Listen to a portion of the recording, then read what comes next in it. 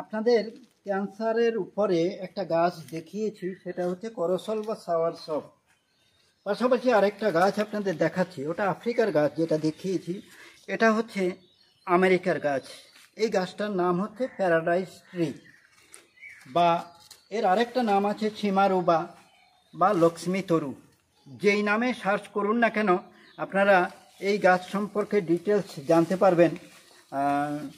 আর এই গাছ নিয়ে দীর্ঘদিন ধরে গবেষণা করে চলেছেন মিস্টার শ্যামসুন্দর যোশী এবং শান্তা যোশী, হাজব্যান্ড ওয়াইফ, দুজনাই সিনিয়র সায়েন্টিস্ট। তো ওনারা দীর্ঘদিন ধরে গবেষণা করে চলেছেন এটা নিয়ে, প্রচুর কিছু পেয়েছেন। তথাপি আমি যেহেতু গবেষণা করে চলেছেন, ওনাদের আমি প্রশ্ন করেছিলাম যে কেন দীর্ঘদিন ধরে আপনারা এই গাছটা নিয়ে পড়ে আছেন। তো ওনাদের বক্তব্য হচ্ছে এই গাছটার মধ্যে যত ভিতরে ঢুকছি, যত বেশি গবেষণা করছি, চর্চা করছি, তত নতুন নতুন তথ্য আমরা এটা থেকে পাচ্ছি। এটা কি কাজ করে?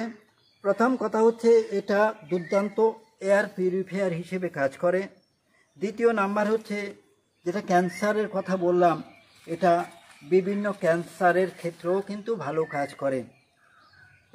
এটাও ওই গাছের পাতা জলে ফুটিয়ে চায়ের মতো করে খেতে হয়। এই যে পাতা দেখছেন, বেশ সুন্দর গাছ, বলা যেতে পারে অর্নামেন্টাল প্লান্ট। তাহলে air purifier plant, ornamental plant বলা যেতে পারে। পাশাপাশি রোগ প্রতিরোধক হিসেবে দুর্দান্ত, ক্যান্সারের ক্ষেত্রে দুর্দান্ত কাজ করছে। তবে এই পাতার ডোজটা ডোজটার একটা বৈশিষ্ট্য আছে, কীরকম? যিনি ব্যবহার করবেন, যার জন্য এটা জলে ফোটানো হবে, তার ওজনকে 5 দিয়ে ভাগ করলে যে ভাগফলটা দাঁড়াবে সেটা হচ্ছে ওনার ক্ষেত্রে ডোজ। তো শুনতে কীরকম লাগছে যে পাতার ডোজ এরকম? হ্যাঁ, ওজনকে 5 দিয়ে ভাগ করলে ভাগফলটা হচ্ছে ডোজ। এটা দুর্দান্ত ইমিউনিটি বুস্টার। তাহলে ক্যান্সারের জন্য আমি একটা গাছ প্রথমে দেখালাম, আফ্রিকার গাছ। এটা হচ্ছে আমেরিকার গাছ, প্যারাডাইস ট্রি। প্যারাডাইস মানে হেভেন, অর্থাৎ স্বর্গ। আপনারা নেটে সার্চ করলে দেখতে পাবেন, কোনো কোনো ক্ষেত্রে এমন ভিডিও পাবেন যে বলছে স্বর্গ কাপের পৃথিবীর, স্বর্গের গাছ পৃথিবীতে। ঠিক এর সঙ্গে সামঞ্জস্য রেখে আরেকটা গাছের সঙ্গে আপনাদের পরিচয় করাবো। সেই গাছটার নাম হচ্ছে গডস ক্রাউন, অর্থাৎ প্যারাডাইস মানে হেভেন, স্বর্গ। আর স্বর্গে কারা থাকেন? ভগবান, ঈশ্বর থাকেন। তাহলে গাছের নাম যে গডস ক্রাউন, এটা যদি বাংলা করা হয় তাহলে কি দাঁড়াবে? ঈশ্বরের মুকুট। চলুন আসি আমরা ওই ঈশ্বরের মুকুট নামে, অর্থাৎ গডস ক্রাউন গাছটার সঙ্গেও আপনাদের পরিচয় করাই। আচ্ছা, এই গাছটাকে সাধারণ মানুষ খেতে পারবে? এটা প্রত্যেকেই খেতে পারে।